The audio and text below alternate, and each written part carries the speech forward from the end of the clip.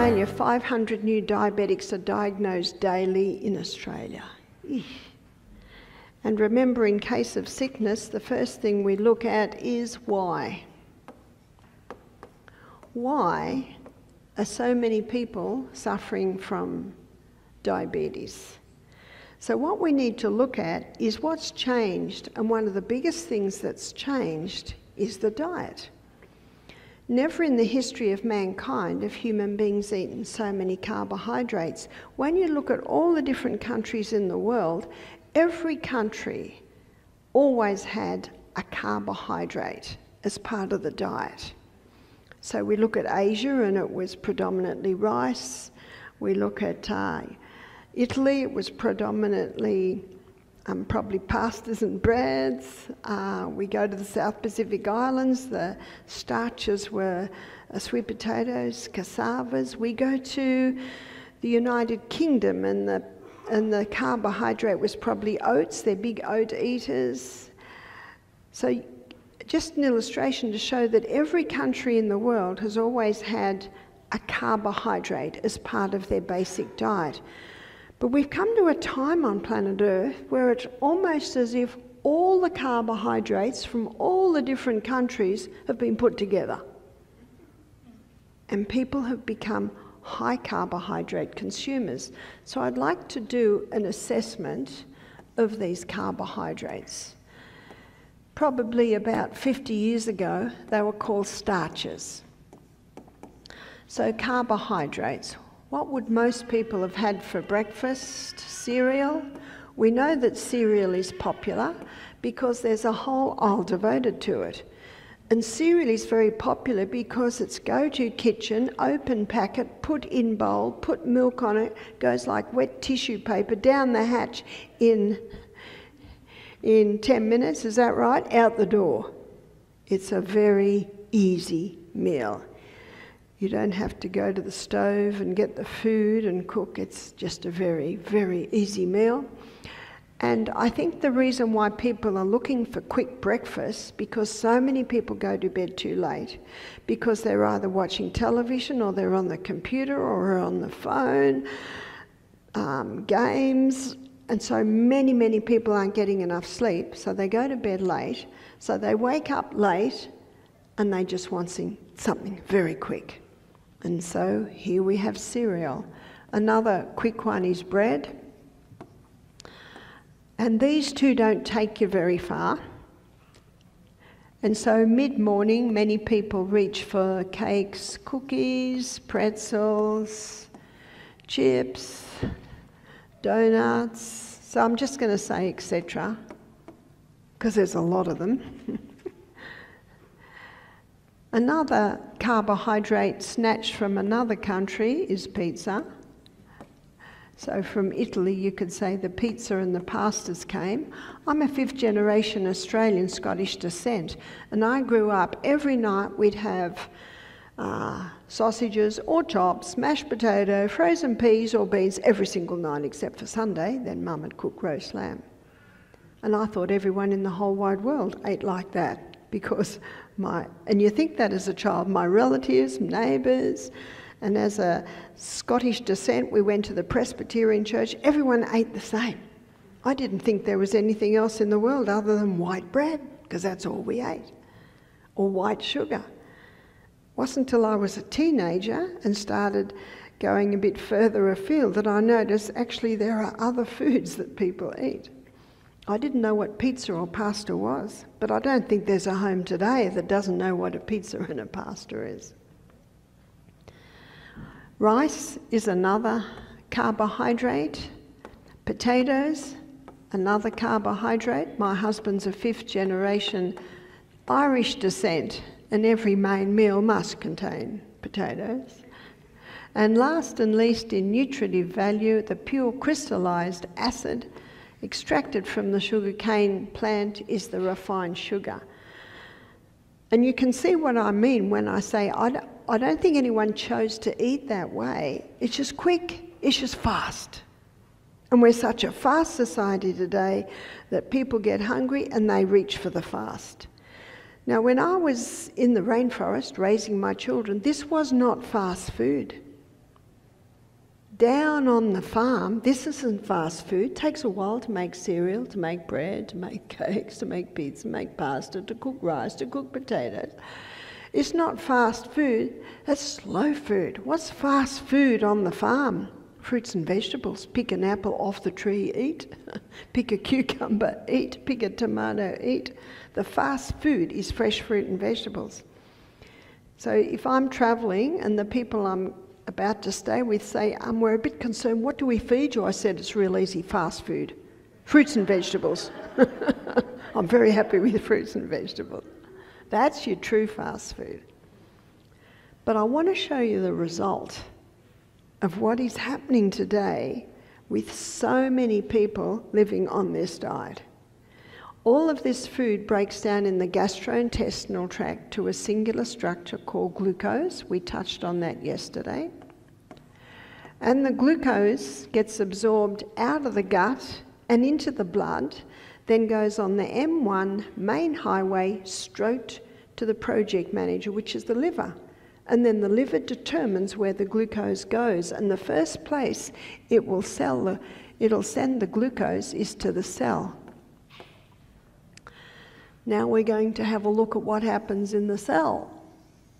So the glucose goes in, and it goes in under the action of insulin. So I'm going to flip over to my next board, and while we're looking at insulin, I want to show you what the pancreas produces.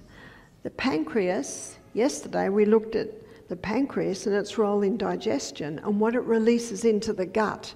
But now I want to look at what the pancreas releases into the blood. It releases two hormones. One is insulin, and insulin's the key that unlocks the door to get the glucose out of the blood and into the cell. So insulin's role in the body is to get the blood sugar levels down when they go too high. And that high carbohydrate diet releases high glucose, and so from the pancreas demands high insulin to get it out of the blood and into the cell. There's another hormone that it produces, and that's glucagon. And glucagon, the other hormone released by the pancreas, gets the blood sugar level up again. So if the blood sugar level goes too low, then the brain says to the pancreas, stop the insulin, release glucagon to get it up again. But when a person's blood sugar level goes low, what do they usually do? Reach for a cup of coffee with 2 teaspoons of sugar, reach for a candy. Will that get it up? Oh yes. Boom, up again. And the brain says, stop the glucagon, release the insulin. Down again. Stop the insulin, release the... Can you see what's happening here? We've got many pancreases today that are just wearing out. See, what every cell in the body needs, requires, and what the pancreas needs and requires to function well is a steady, sure, slow release of glucose.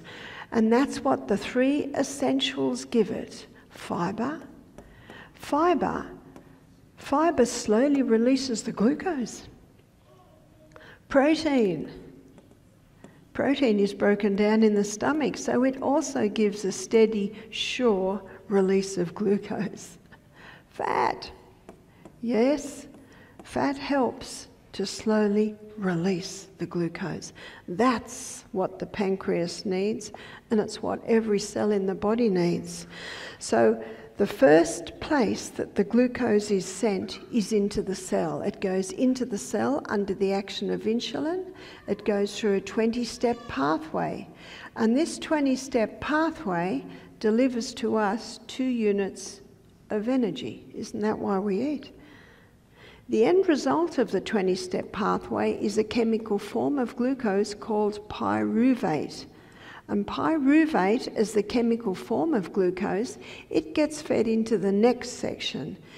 It's an 8-step pathway, and even though it's only an 8-step pathway, it delivers to us an impressive 36 units of energy What makes the difference? How come a 20-step pathway only gives 2 units and an 8-step pathway gives 36? The difference is oxygen. This pathway produces energy by the process of fermentation. But on a high carbohydrate diet, we've still got glucose left over. And so now the liver causes it to be stored inside, particularly the muscle cell, little molecules of glucose stored in the muscle cell, just waiting to be used. It's called glycogen stores. Glycogen is the name given to quick-release glucose stores. Glycogen. In fact, I'd like to suggest, before we move on, that glycogen is the diabetic's best-kept secret. Because when your blood glucose levels go low, and you're needing fuel, all you have to do is get on the exercise bike or jump down and do push-ups. When you start moving the body, it causes a release of your glycogen stores. They get plucked, sent down the pathway, plucked, sent down the pathway, plucked, sent down the pathway. An amazing process. On a high carbohydrate diet, we've still got glucose left over because only so much can be stored in the cell, particularly the muscle cell. And when it's in the muscle cell, it can only be used by the muscle cell. It's like it's in a prison.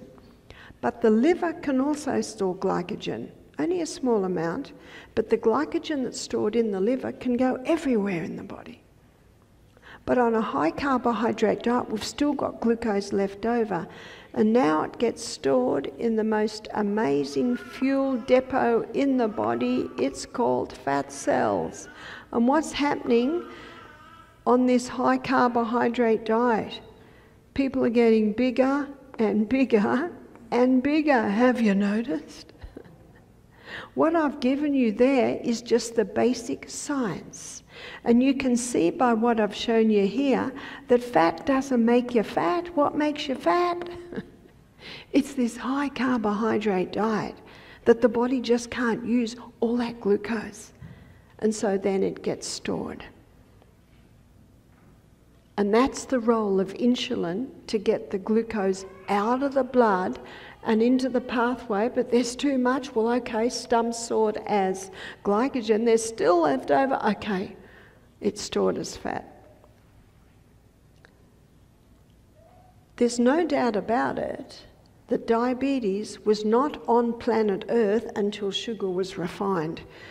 Hippocrates, 400 years BC, no mention of diabetes. So there's no doubt about it that sugar plays a role. It takes 1 yard of sugar cane to deliver 1 teaspoon of sugar. It's a pure crystallized acid. And when it goes into the body, blood sugar levels go boom. And then the brain says, quick, insulin, get it down. And then there's this constant whiplash, which eventually wears pancreases out. But before pancreases get worn out, something else happens. The cell develops insulin resistance, as if the cell says, I'm sick of the sight of you. Go away. And yet the blood sugar level's remaining high because the insulin couldn't get it in the cell because there's insulin resistance, and the brain says to the pancreas, more insulin, more insulin. What's the body going to do now? That high glucose will spill out in the urine. Diabetes mellitus means sugar in the urine. But as you will see, that insulin resistant can be turned around very quickly. But something else has come on the scene. Something else has come along that's caused an absolute explosion.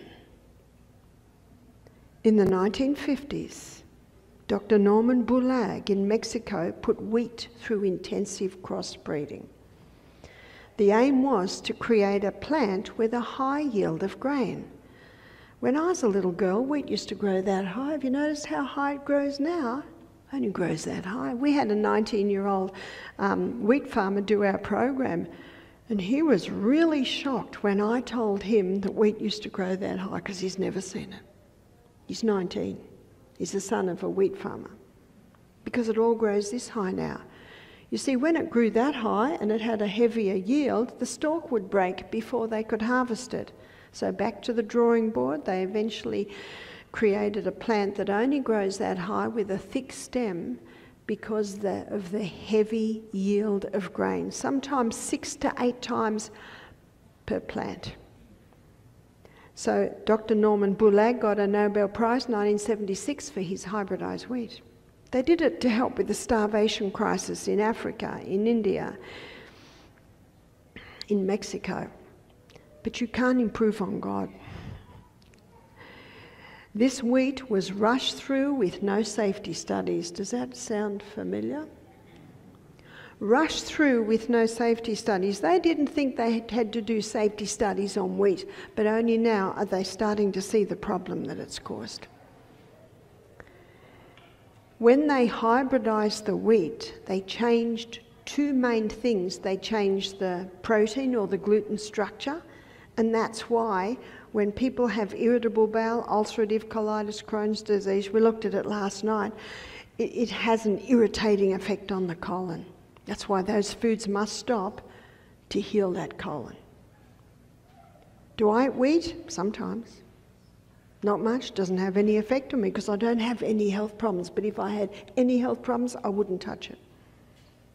But what it also did is what I particularly want to explain to you tonight is what it did to the starch structure. Because you have a look at this. How many of these are wheat? Wheat, wheat. In this list, you've probably got about 10 or 15 different ones. Wheat, wheat. The majority on our carbohydrate list are from the wheat plant. So what it did, and I'm going to go to another screen to do this one, what it did, it created a starch called amylopectin A. Amylopectin A is the name of the starch that was created in the hybridization process of the wheat. So it's not naturally in that wheat. In the hybridization process, this was created. It's amylopectin A. And amylopectin A, let me show you what it does. Let's say this is blood sugar levels. Amylopectin A gets the blood sugar level up very high, very fast, then you've got that corresponding dump. That's the amylopectin A. Let's compare it to some other starches. Amylopectin B is found in bananas and potatoes. And if you're familiar with the glycemic index of food, you will know that bananas and potatoes, they get the blood sugar level up pretty high, pretty fast. So let's look at the B. The B goes fairly high, fairly fast, not as high, not as fast, and not as low. That's your B.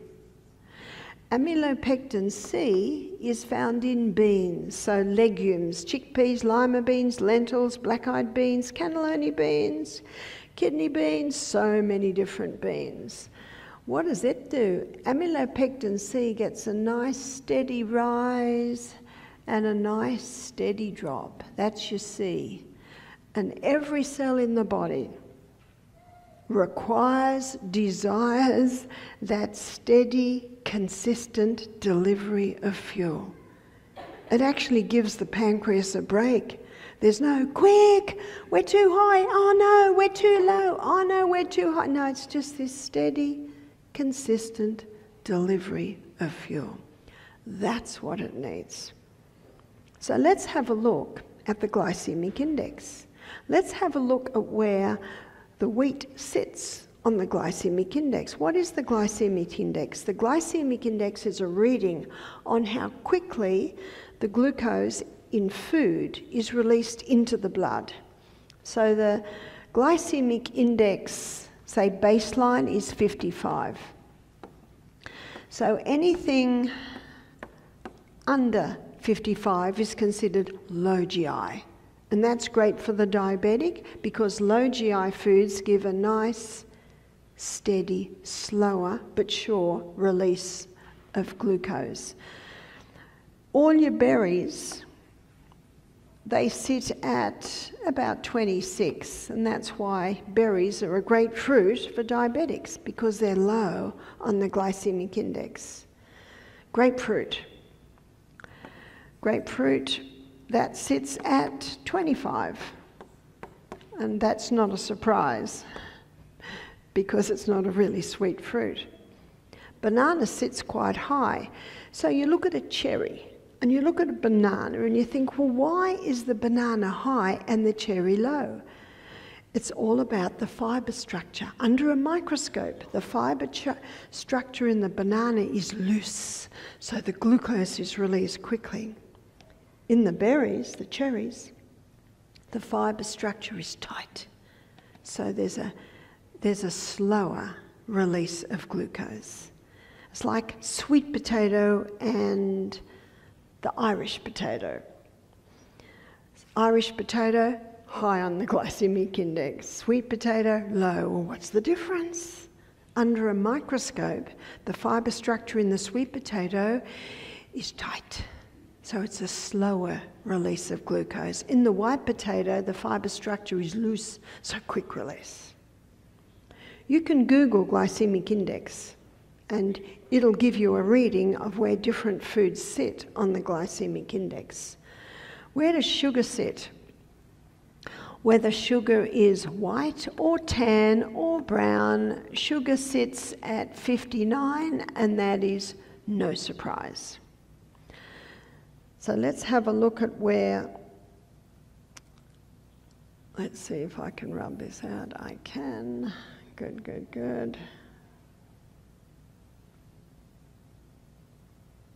Coming back to this. That's no surprise. Where does white, let's say white bread.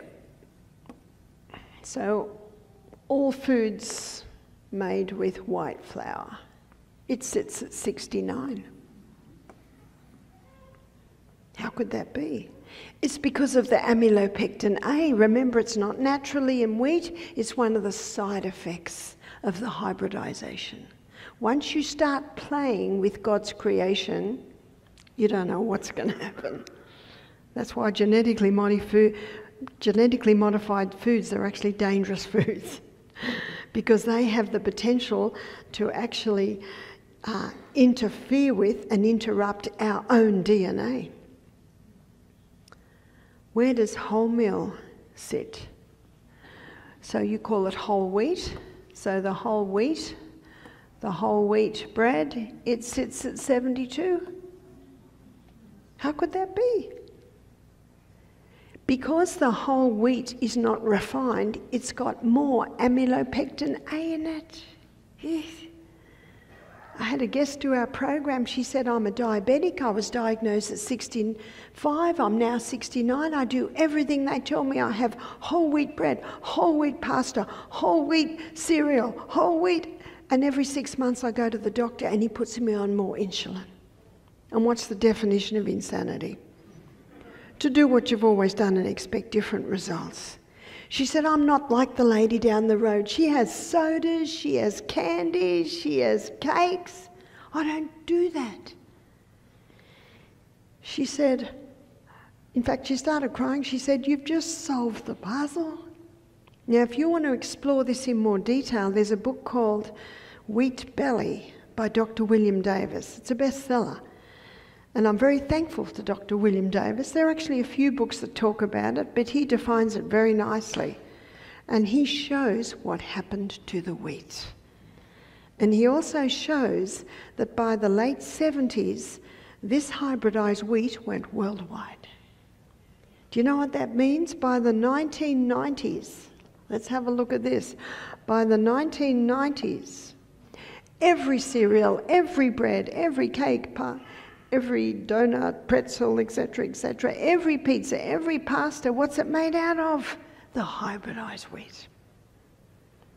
No wonder diabetes has exploded.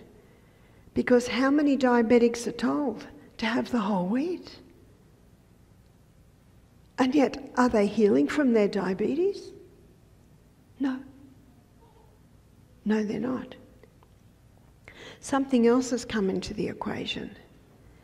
And it all happened around the time of the let me get it right, the Industrial Revolution, got it right?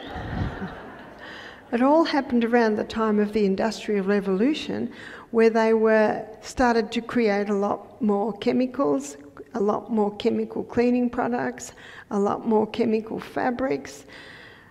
But what I wanted to specifically look at is what they did to the oils.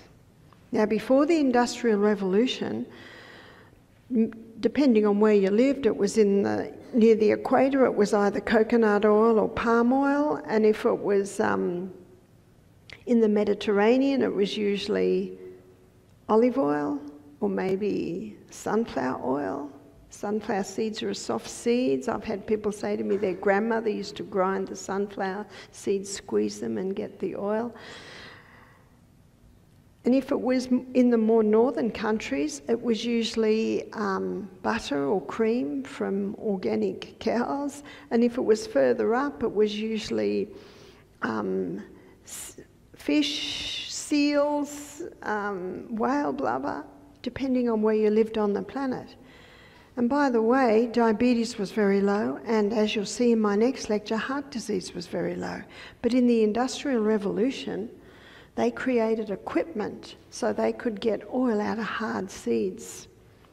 You see, the olive oil is extracted from the flesh of the plant. Women could have presses in their kitchen to press the flesh of the olive to get the oil. And the coconut oil is extracted from the flesh of the plant.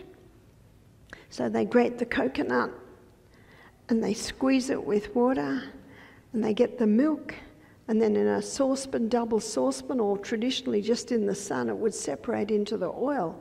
So in their kitchen, women could do it. But to get oil out of a hard seed, that needs high heat chemical equipment. And if you go into the supermarket, you can see them. They're in clear plastic bottles. And they're the cheapest oils: vegetable oil, canola oil, soy oil, corn oil, safflower oil. They're the dangerous oils. And when they come into the body does not recognise them because their whole structure has been changed by the heating and by the chemicals. And they're the oils that can block this cell to inhibit insulin and glucose getting in and out of the cell. So they also can be a contributing factor. So as you can see, it's not just one thing that causes diabetes.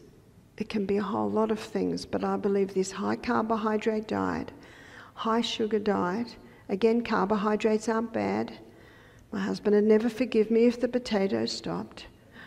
I'll be thrown out of Asia if I told them to stop eating rice, is that right? No, carbohydrates are not bad. It's only when they're overdone and refined. When they're overdone and refined, and predominantly the carbohydrate people eat today in large amounts is made from wheat. Can you get a wheat that hasn't been hybridized? You can. It's called spelt. One lady said, "How do you spell that?" Spelt. So spelt, Enkenhorn is another one. Because they have not been hybridized, they don't have the amylopectin A in them. A man said to me, he was in his mid-60s when I saw him at a retreat in Alabama. He said, 20 years ago, when I was in my 40s, I was diagnosed as pre-diabetic, and I was told that if I ate beans every day, lentils or chickpeas or lima beans, etc., I would not get diabetes. So I did, and he said, and I never got diabetes. And you can see why by what I showed you here. It gives a lovely, steady, sure consistency of fuel. So when we say a plant-based diet, a person can be living on a carbohydrate diet and be on plant-based, is that right? No, a plant-based diet is a balanced diet. And in Genesis 1:29, God tells Adam and Eve the best fuel. So I want to have a look at that diet because I don't believe we can improve on the Garden of Eden diet. So we're going to have a look at the food, and we're going to have a look at the protein content and the carbohydrate content. And God said, behold, I've given you every herb-bearing seed. What's a herb-bearing seed? A herb-bearing seed is a grain, and we have so many grains: wheat, rye, barley, oats, amaranth, buckwheat, millet, so many grains. And a legume. What's a legume? A legume is chickpeas, lima beans, black-eyed beans, cannellini beans, so many legumes. And seed. So what's a seed? That's sesame seed, sunflower seed, pumpkin seed, chia seed, flaxseed or linseed. Grains are high in protein, but they are also high in carbohydrate. And as we looked at earlier, it's this high carbohydrate that's causing a lot of problems. Grains aren't bad, but when they're predominantly the main food in the diet. So you look at cereal and toast for breakfast, sandwiches, lunch, pasta for tea, donut, pretzel, mid-morning, mid-afternoon. What's that? That's 100% wheat. So that is a diet that absolutely can contribute to diabetes. Legumes. Legumes are high in protein, but they are just medium to low in carbohydrates. The fact is that the legumes are about the third the carbohydrate that you will find in the grain. Seeds, they are high in protein, low in carbohydrate. So God said, behold, I've given you every herb-bearing seed which is upon the face of the earth, and every tree in the which of the trees a fruit-bearing seed. What's a fruit-bearing seed? That's a nut. And we have so many nuts. We have hazelnuts, pecans, walnuts, almonds, Brazil, so many nuts, cashews, macadamia. Nuts are high in protein and low in carbohydrate. So an easy way to get the blood sugar levels more stable is to decrease the grain part of the meal and increase the legume, nut, seed part of the meal. That's a very easy way to do it. So what I'd like to look at now is I'd like to look at how the sustain me principles affect diabetes. Sunshine. Why is sunshine important with diabetes? Because when the ultraviolet rays from the sun hit the skin, they convert a form of cholesterol just under the skin to vitamin D. And vitamin D is essential for the absorption of calcium and minerals inside the body. Your pancreas is made up of cells, and on the DNA there's 2,500 receptor sites for vitamin D. Vitamin D is an important part to be able to have a healthy functioning pancreas. Use of water.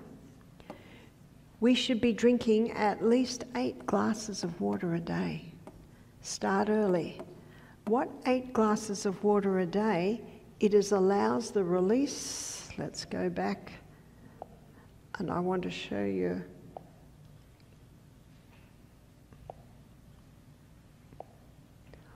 what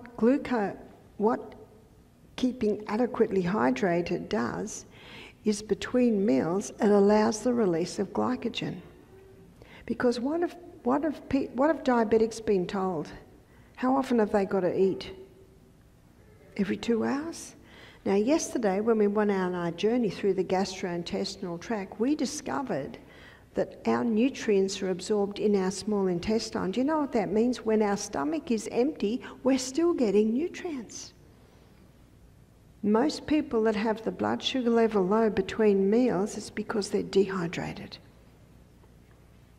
And what helps to get that water inside the cell is that little crystal of Celtic salt. A crystal of Celtic salt. In my next lecture, when we look at heart, I'm going to look at salt in more detail. But the whole salt, which is Celtic salt or Baja salt, they're hand-harvested sea salts, and they're collected from pristine coastal sea areas.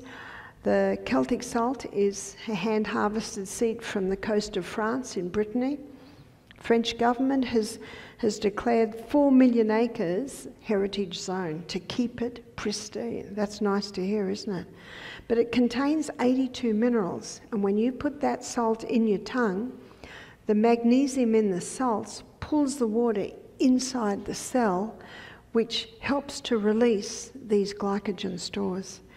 And I also mentioned to you that when you exercise and your body starts to need more fuel, and the body quickly sees that you're not digesting food, it's early morning, it'll start plucking the glycogen stores. And you know what's amazing? When you run out of glycogen stores, the body starts breaking down your fat stores. Because that's what fat is. It's just stored fuel. So being well hydrated and also moving the body, whether it be push-ups, whether it be on the rebounder, whether it be exercise back, what that will do is get blood sugar levels up by releasing your stored fuel. Because as you saw yesterday, we need to eat, then rest. Let the stomach do its work. So water is vital in maintaining blood sugar levels. Must have missed one. What's going on?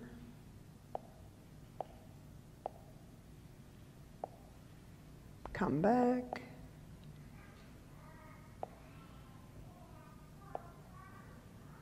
Right, well, we might just start it here. Sunshine.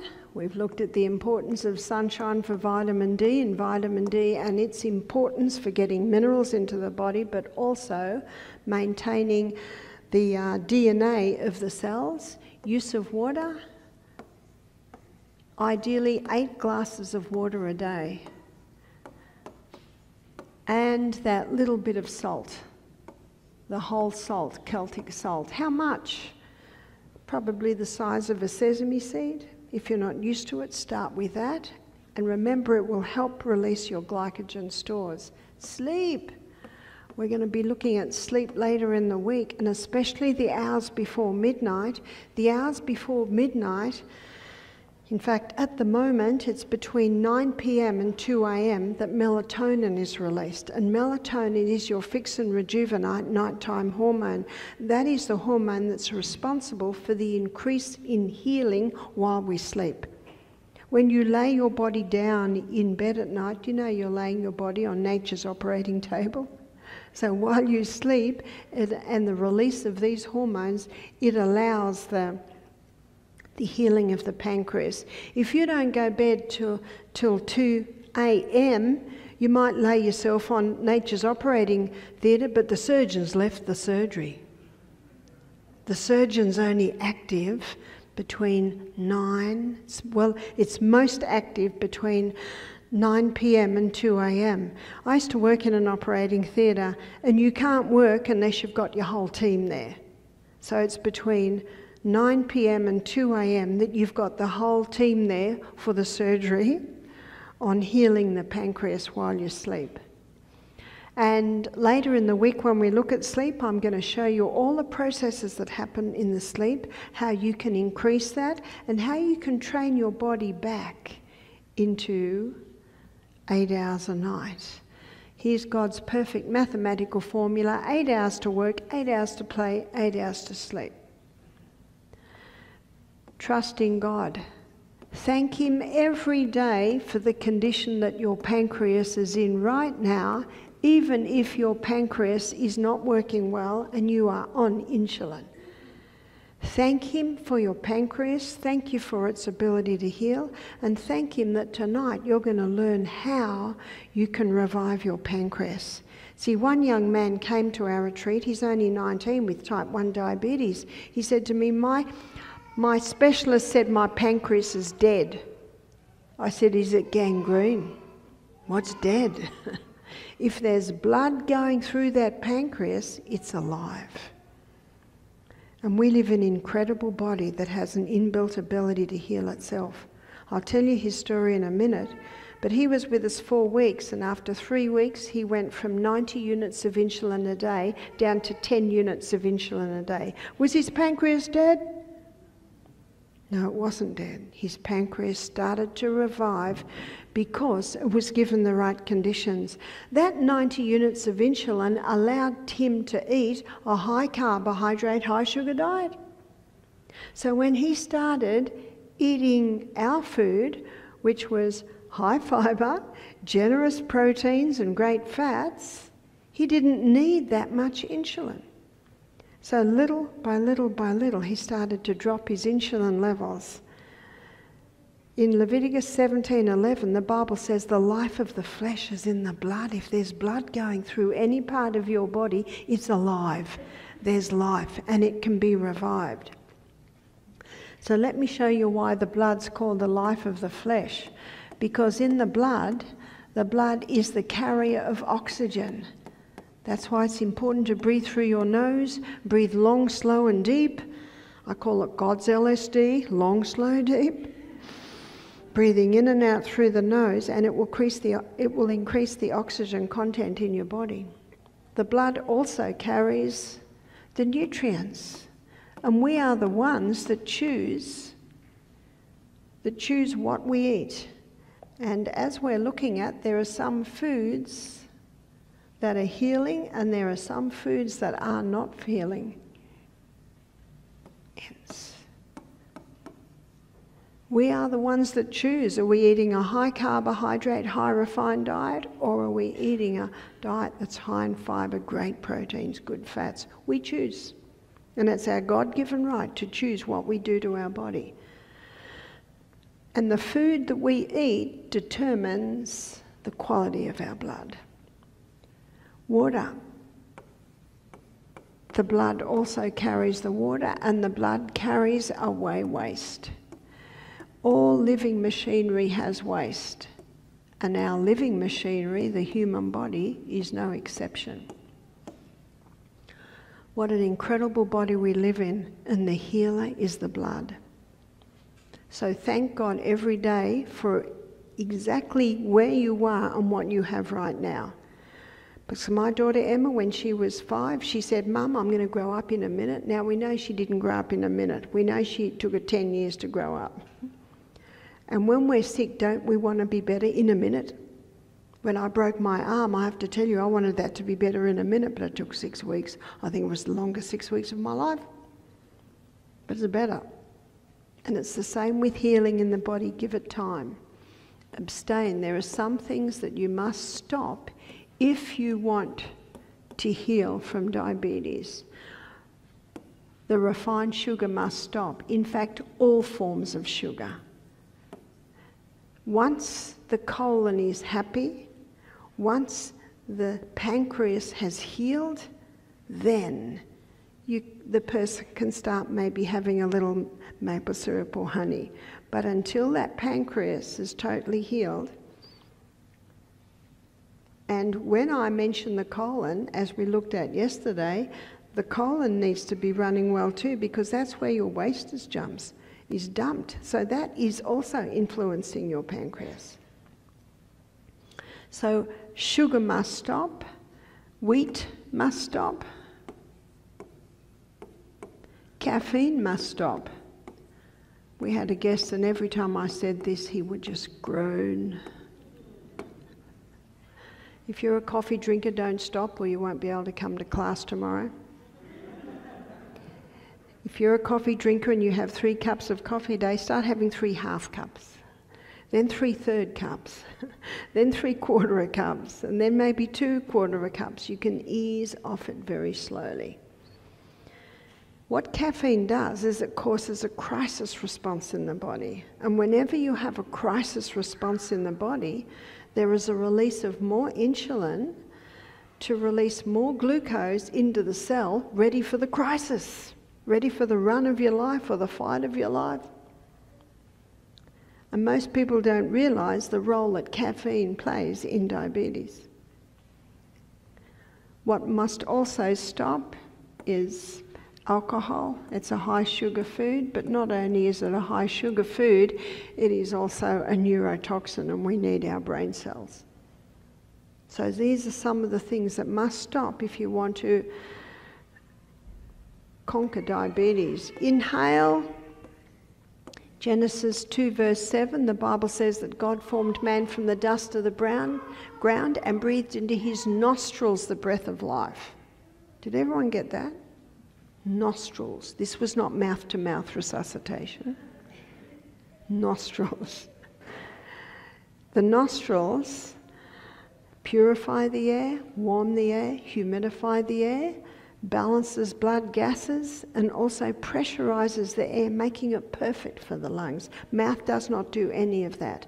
Mouth is for talking, singing, it's for whistling, it's for eating, it's for drinking. Nose, and nose alone, is for breathing.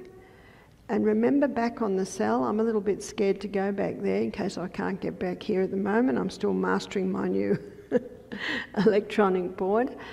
But do you remember when we went through the energy cycles in the cell, that when that cell has oxygen, it gives 18 times more energy. So the more you breathe through your nose, long, slow and deep, the more oxygen's available at the cellular level. And we're talking about the pancreas and its an ability to revive and to restore, and oxygen's an important part of that. Nutrition.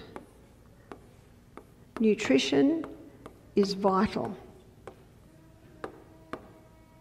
If we don't give the right fuel to our body, it cannot function and it cannot repair.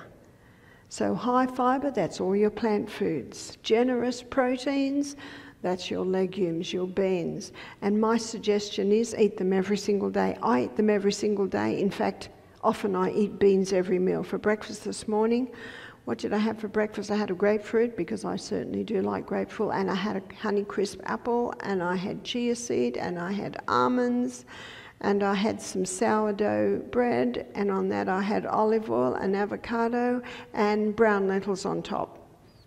So my meal was high fibre, generous proteins, great fats, and I did not get hungry for 5.5 hours. That food gives a steady, consistent delivery of fuel. What did I have for lunch? I had split pea soup for lunch, so that was another legume. I had some potatoes in that, and celery and carrot, and I had a big salad. Had some pecans, you call them pecans, we call them pecans, for dessert. That's an excellent meal for a diabetic.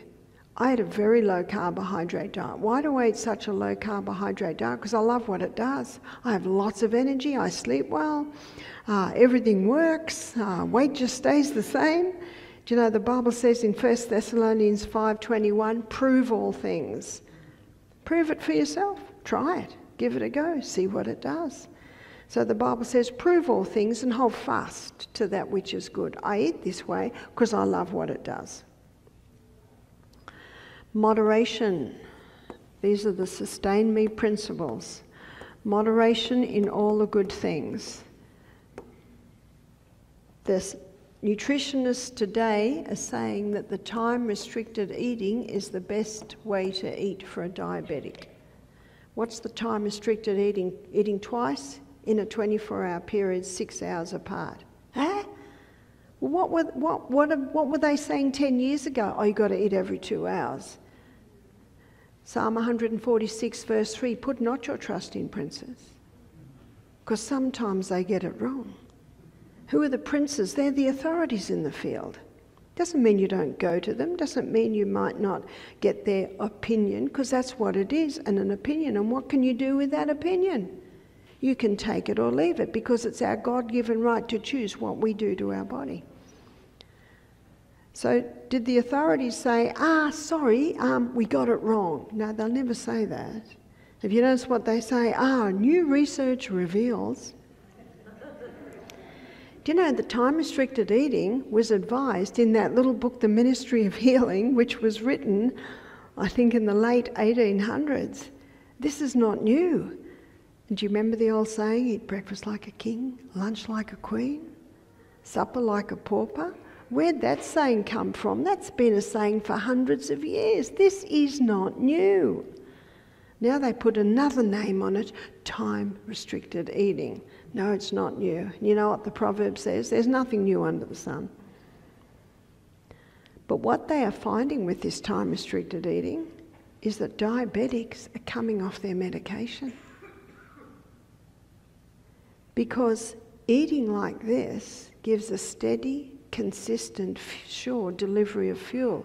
And remember, if there's a blood sugar level low between meals, take the crystal of Celtic salt and the glass of water, and it'll help release the glycogen stores. And by the way, when you've had your crystal Celtic salt and your glass of water, get on the exercise bike or do 20 push-ups. Did you do push-ups today?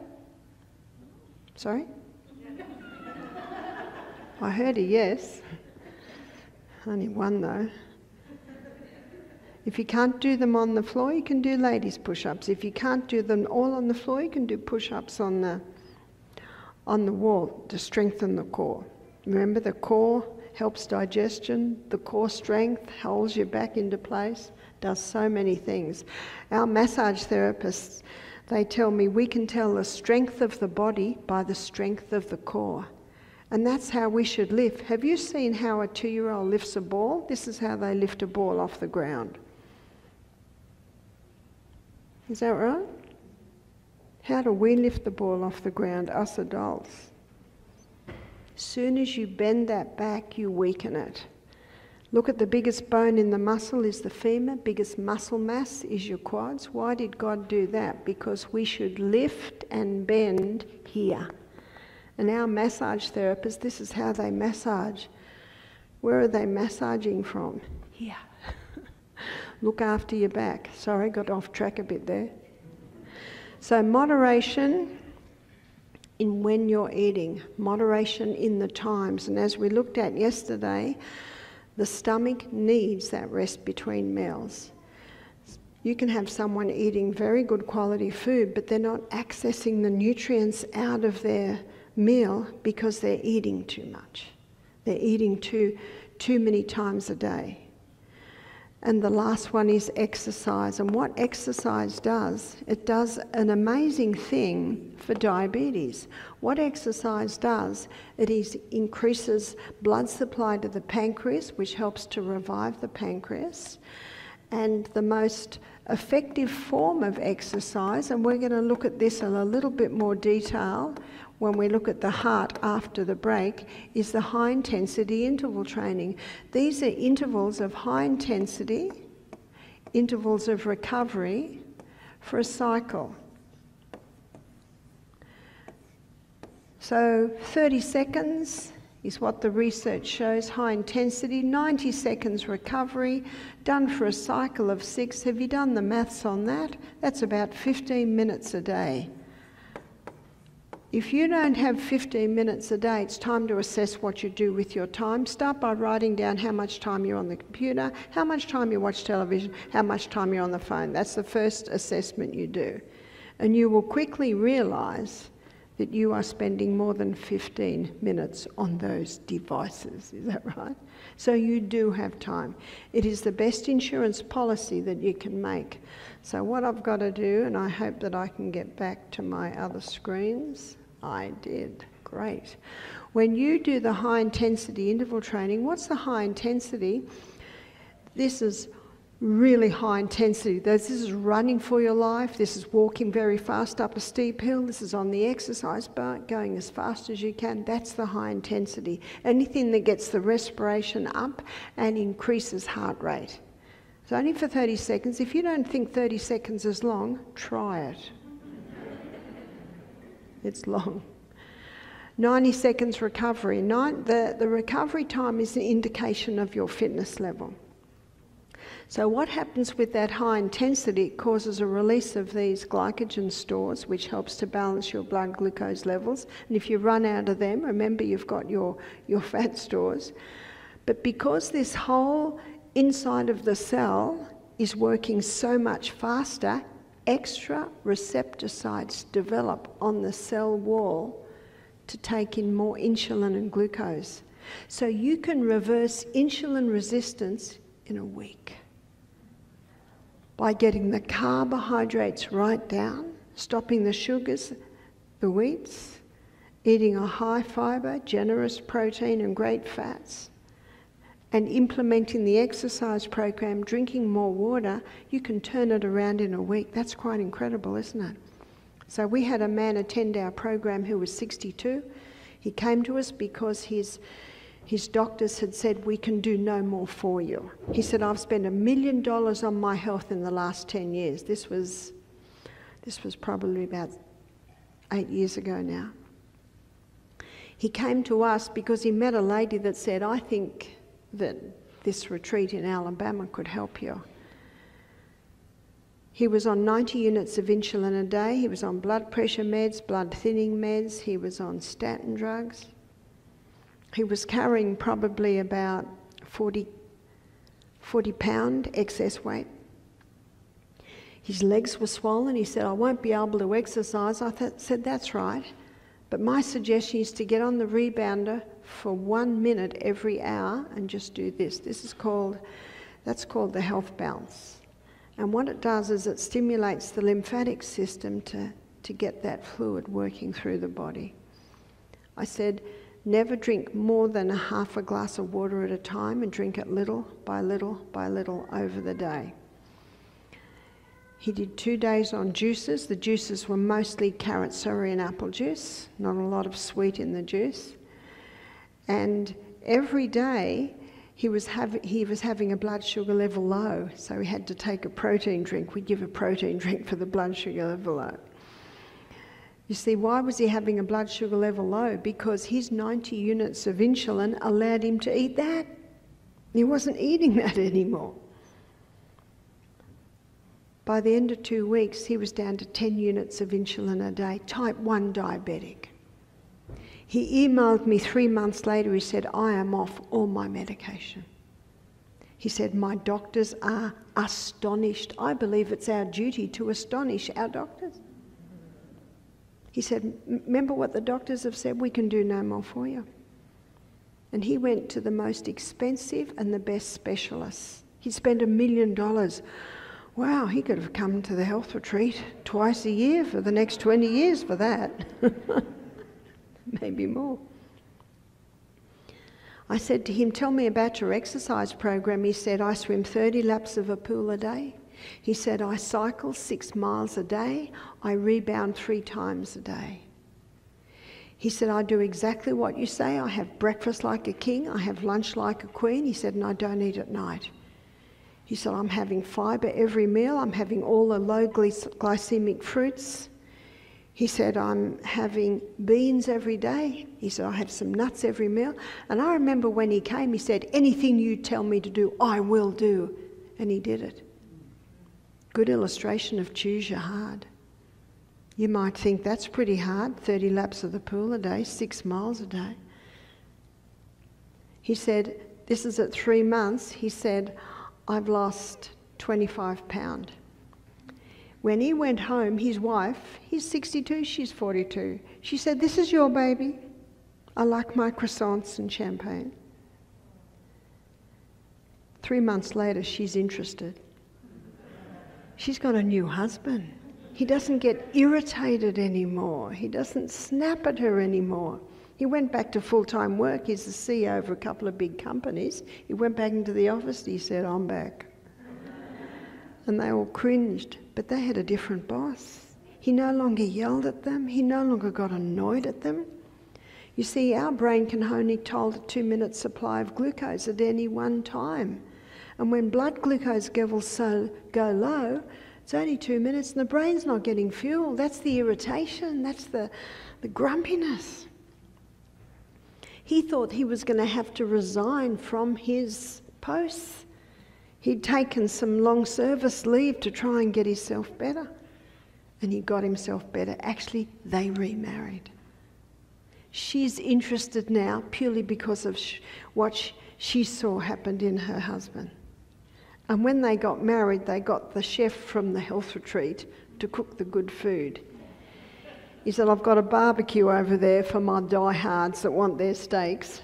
But he said, over here we've got the good food. But he had a lot of people interested in his food purely because of what had happened to him. Incredible story. It's a good illustration of choose your hard. Life was hard for him. He could hardly walk. He couldn't fly anymore, or his legs would swell. He was only 62 and he was looking at resigning from his major positions. Now he's back to full-time work. And no one can talk him out of this diet or lifestyle. He said, I've got a new lease on life. He said, I feel better at 62 than I felt when I was 40. Because actually it was just starting to develop, the result of this lush lifestyle that he was living. So it's a great illustration, choose your hard. And it's also a beautiful illustration of the body that we live in, its inbuilt ability to heal itself when you give it the right conditions. We're going to have a break now, and when we come back, we're going to look at the heart.